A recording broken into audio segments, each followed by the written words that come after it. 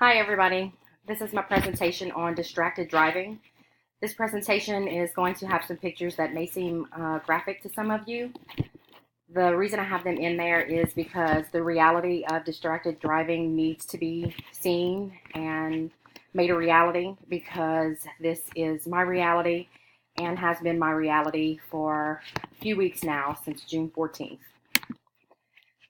My little outline here, we're just going to give you a brief introduction, give you some statistics on the information I found, as well as define defensive driving and give you some defensive driving tips. Then I'm going to present some ideas that are going to help you be a defensive driver and things that are going to help you to know what to recognize, things you can do on your own to help prevent being distracted while you're driving. Then I will end, and then I will also present my references. The picture here is from my husband's accident. He has allowed me to put these in the presentation, but he does not want his personal injury, bodily injury pictures on here. So these pictures you are seeing are actual pictures from his accident on June 14th in Odessa, Texas. My general goal is to make everyone aware of how easy it is to be distracted when on the road. Just the littlest things. My husband was distracted by GPS on his phone, simply looking down to see his exit, and did not see that there was an 18-wheeler getting into oncoming traffic, and traffic was 80 miles an hour, legally 80 miles an hour in that area. So it's the smallest thing that can have a detrimental and even devastating effect on our lives or the lives of other drivers on the road as well.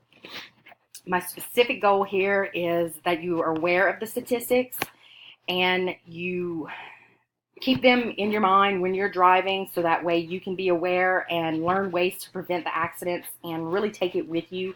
Not just temporarily, but long term, so you know and understand the importance of keeping your eyes on the road, paying attention to your surroundings at all times. Not all accidents are 100% preventable. We're all human. We all make mistakes. But we can all do our part and make the road a safer place, not only for you, but others on the road, because everybody has a family and everybody has someone that they need to go home to. So that's what I am going to present here to you for defensive driving and not being distracted. Some very scary statistics are 10% of all fatal crashes are involved with a distracted driver.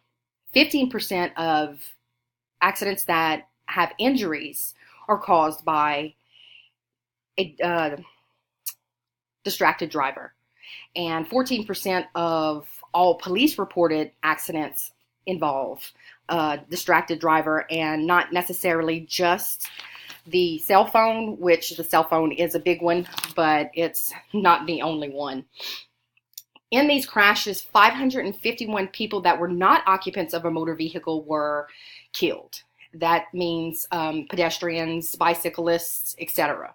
So us being defensive drivers and aware of our surroundings will help even minimize this. 14% of all distracted drivers involve cell phone use, and 25% of drivers surveyed admitted to reading and writing text messages while driving. Now, that's 25% admitted. I'm sure there are some that would prefer not to admit that they are reading and or writing text messages while behind the wheel. This is a statistics table that I got from the NHTSA website, which is part of the DOT website, Department of Transportation. This shows you the age, the range, the type of distracted driver, and how the statistics came about with this. My husband is in the 40 to 49% range, and he was affected. My age range is actually probably one of the second to highest range, but the highest range of distracted drivers is between the ages of 20 and 29. Some would probably think it was less than that in lower ages because of the texting, but again, not all distracted driving is due to texting and driving. What is defensive driving? Defensive driving, according to travelindustrydictionary.com, is the act or practice of operating an automobile in such a way that minimizes accidents. Again, we're not all 100% perfect, so you can't avoid 100% of the accidents 100% of the time. This is especially by looking out and avoiding others who are driving badly. If you see someone driving badly on the road, keep your distance, call 911, advise them where your location is, the driver's license plate number, and report it. Let's keep everybody out there safe. I also have a link down here to the DMV website if you want to click on that and find out about defensive driving classes in your area. You can click on www.dmv.org/defensive-driving.php, and you can click on your state and it will tell you where you can get defensive driving classes. Some of the things you're going to learn in the defensive driving classes, a different defensive driving class, is that you need to expect mistakes from other drivers. Again, no one's perfect, so we all make mistakes. The only person that was perfect that ever walked this earth and ever will walk this earth is Jesus. I tell my daughter that all the time. So we need to be aware of them. Slow your speed. Don't be in such a rush to get somewhere. Leave early enough. Slow down. Use your blinkers. Let other drivers know what you're doing, what your intentions are. Keep a safe distance at all times. And always adjust your driving according to the weather and road conditions. Ice, snow, rain, even debris. You never know what you're going to expect. You're never going to expect anything that the road conditions or even Mother Nature can throw your way. So always adjust your speed according to that.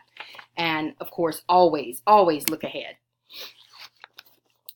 What can you do to be safe? Follow the defensive driving tips. Keep your eyes on the road at all times. Use hands-free or mounting devices for your phones or your GPS. Had we had this for my husband, he wouldn't have had to look down at his phone to see what his exit was to get to his location.